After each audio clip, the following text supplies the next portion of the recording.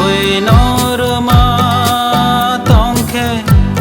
kai tor bononor nai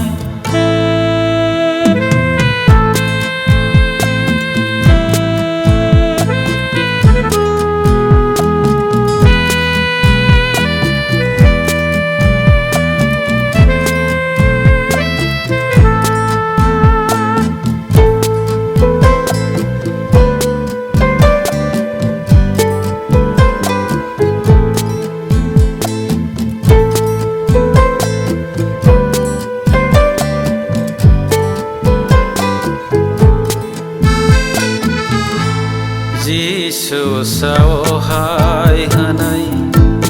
hamyani ago sunai ro kai toni hawa boro habanta mangala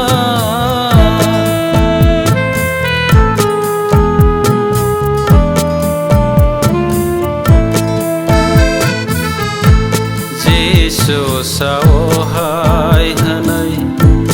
hamyani ago sunai ro kai toni hawa boro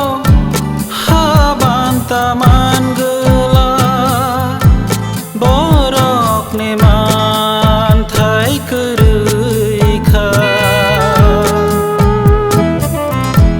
borok ni soka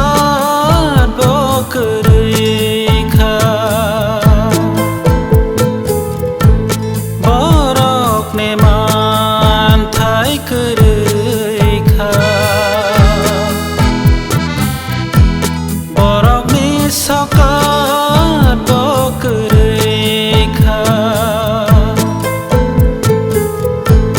buino subama tongke kai tor bonono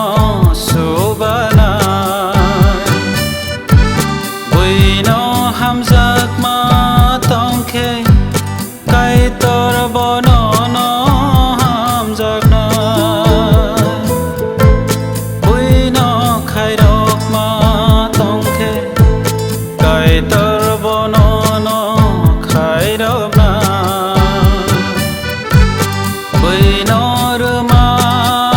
tongke kai tor bonono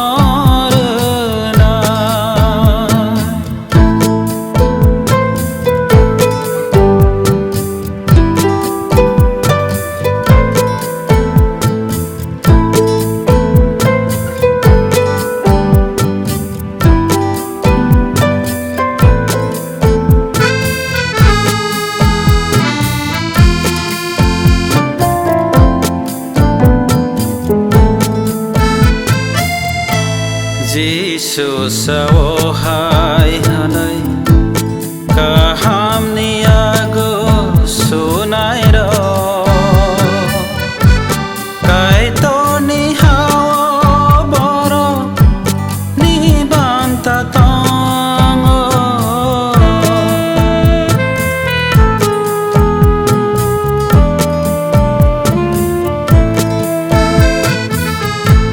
Jisu sawhai